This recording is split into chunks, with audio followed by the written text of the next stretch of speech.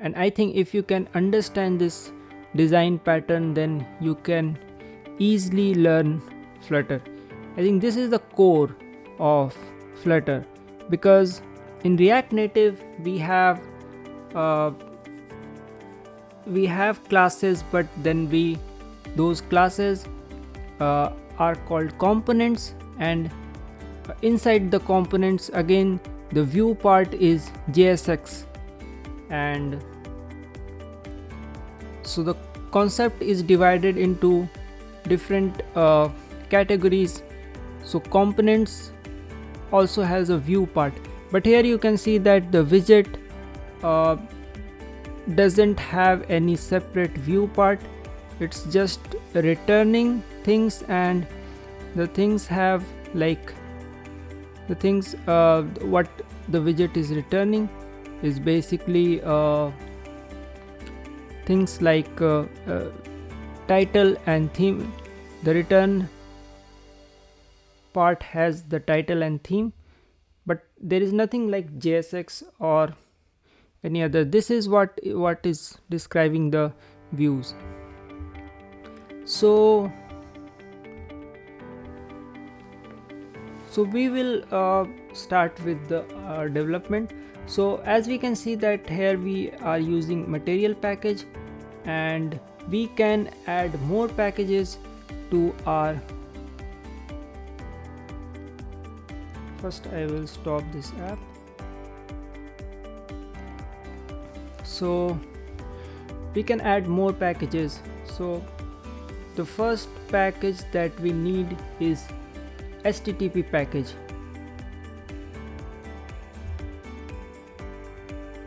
And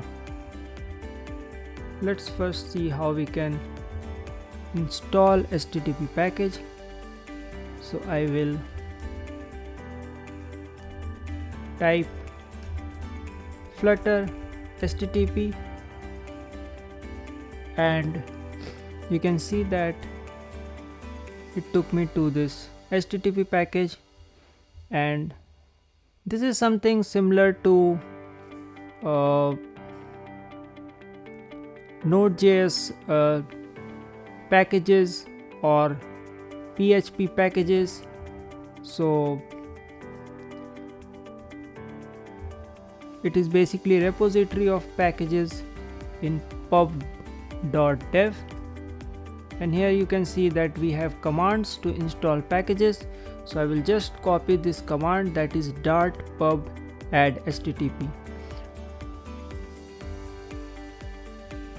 or with Flutter it is like flutter pub add http. So I will copy this Flutter command because we are using Flutter. So I will just stop this app, and let's use this command to install.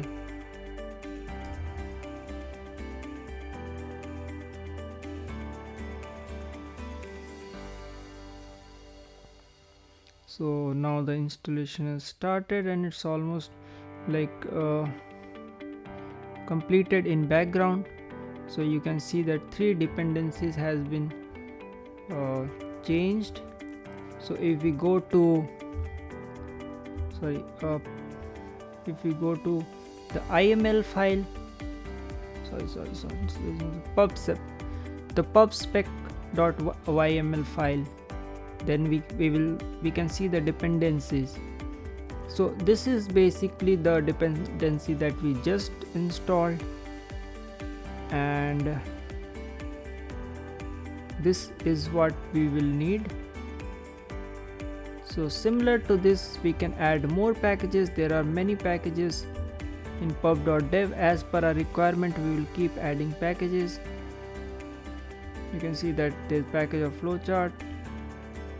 This package of icons is already installed.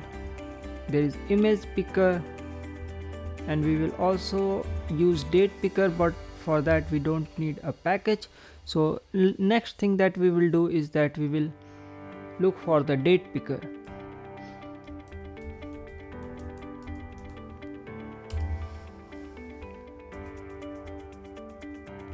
So here we have a sample snippet or sample code for date picker, and it has also been implemented here. I think it's not showing. Yeah, it's showing now. So this is the sample of date picker. So let's use this sample.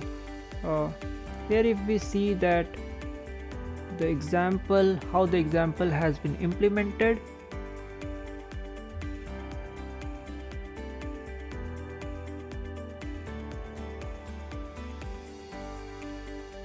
So again everything starts in main directory, and inside the main directory there is my app directory.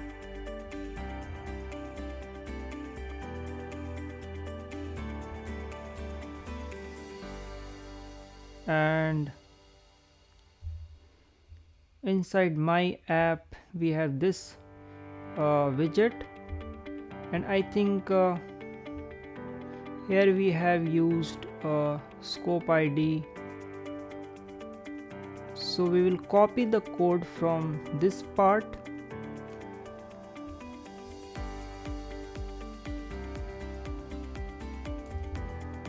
and we will use this part of code.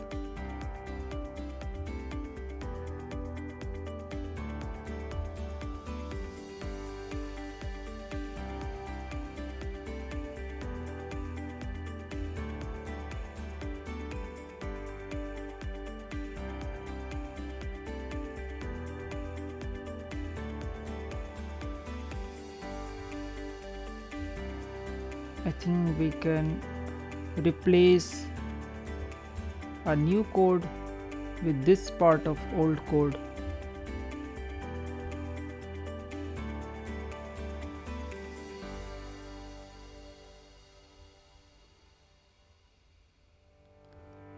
And to use it,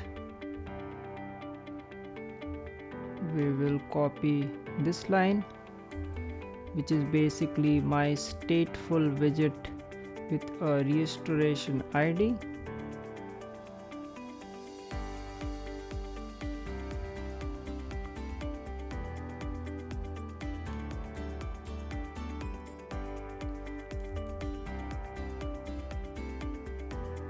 And here you can see it's showing a blue underline.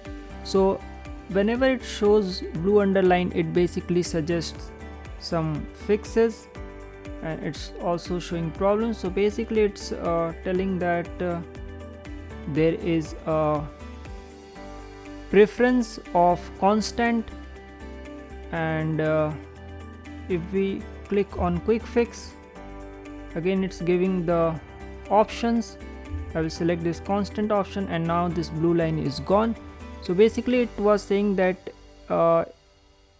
if we put a const declaration here, this is the right approach. And Flutter is basically a strongly declarative language, so everywhere you need to declare and define things. Without declaration definition, either it will give a warning or an error.